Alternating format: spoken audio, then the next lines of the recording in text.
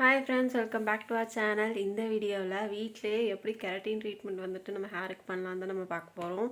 So இது வந்துட்டு வீட்டில் இருக்க சிம்பிள் இன்க்ரீடியன்ஸ் வச்சே பண்ணிடலாம். இதை நம்ம எல்லாருமே ட்ரை பண்ணலாம். ஸோ இப்போ நம்ம வீடியோக்குள்ளே போகலாம்.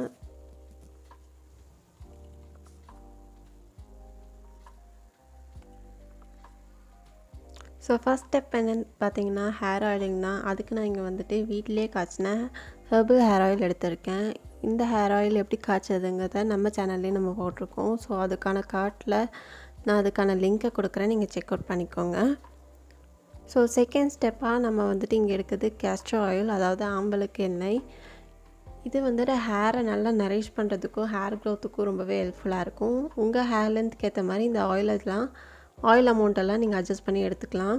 ஸோ தேர்டாக இங்கே வந்துட்டு விட்டமின் இ கேப்சூல் வந்துட்டு ஒன்று ஆட் பண்ணிக்கிறேன். ஸோ இதை 3 இன்க்ரீடியண்ட்டுமே டபுள் பாயிலிங் மெத்தட் யூஸ் பண்ணி நல்லா மிக்ஸ் பண்ணிக்கிட்டு நல்லா வார்ம் பண்ணிக்கிட்டு இதை நம்ம ஹேரில் நல்லா ரூட்லேருந்து எட்ஜ் வரைக்குமே நல்லா மசாஜ் பண்ணி அப்ளை பண்ணி நம்ம இதை ஒரு 30 மினிட்ஸ்க்கு நம்ம ஹேர்லேயே லீவ் பண்ணிடலாம். செகண்ட் ஸ்டெப் என்னென்னு பார்த்தீங்கன்னா ஹேர் மாஸ்க். அதுக்கு வந்துட்டு ஒரு மிக்ஸி ஜாரில் நான் aloe vera gel and boiled rice எடுத்திருக்கேன். கரெக்டு தான், வந்துட்டு பாயில்டு ரைஸ் தான் எடுத்திருக்கேன். இந்த ரைஸ் வந்துட்டு நம்ம ஹேரை நல்லா ஸ்ட்ரெயிட்டன் பண்ணி கொடுக்கும். ஸோ அது நரிஷ் பண்ணுறதுக்காக நம்ம கர்ட் எடுத்திருக்கோம். கர்ட் வந்துட்டு நம்ம ஹேரில் நல்ல நரிஷ்மெண்ட் கொடுக்கும். அதே மாதிரி தான் ஹனி வந்துட்டு சேர்த்தா ஹேரில் க்ரே ஆகாது. அது வந்து டோட்டல் மெத்து தான்.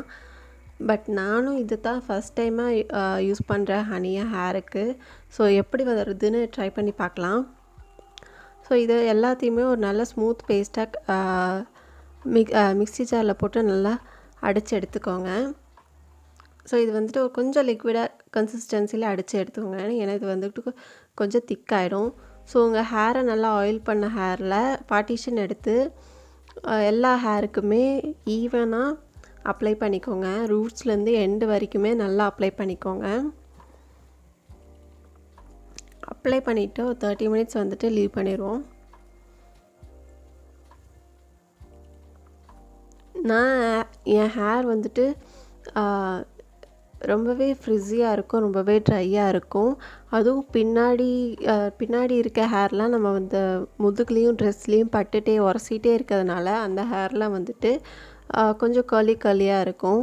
ஸோ அதெல்லாம் ஸ்ட்ரெயிட்டன் பண்ணி கொடுக்கறதுக்கு இந்த ஒரு DIYKERATINE மெத்தட் வந்து நம்மளுக்கு யூஸ்ஃபுல்லாக இருக்கும். ஸோ இந்த ஹேர் பேக்கை நல்லா அப்ளை பண்ணிவிட்டு ஒரு 30 மினிட்ஸ் கழித்து வாஷ் பண்ணிடுங்க.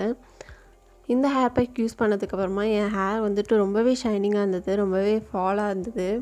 ஸோ முன்ன பார்த்ததுக்கும் இப்போ பார்க்கறதுக்கும் எவ்வளோ ஸ்ட்ரைட்டனாக இருக்குதுன்னு பார்த்துக்கோங்க. இத்தனைக்கு நம்ம அயனிங் எதுவுமே யூஸ் பண்ணல, ஸ்ட்ரைட்டனிங்கும் எதுவுமே பண்ணலை. ரொம்பவே சாஃப்டாக ஃப்ரிட்ஜ் இல்லாமல் இருந்துச்சு. ஸோ அவ்வளோதான் ஃப்ரெண்ட்ஸ். இந்த வீடியோ பிடிச்சதுனா லைக் பண்ணுங்கள், கூடவே இந்த சேனலில் சப்ஸ்கிரைப்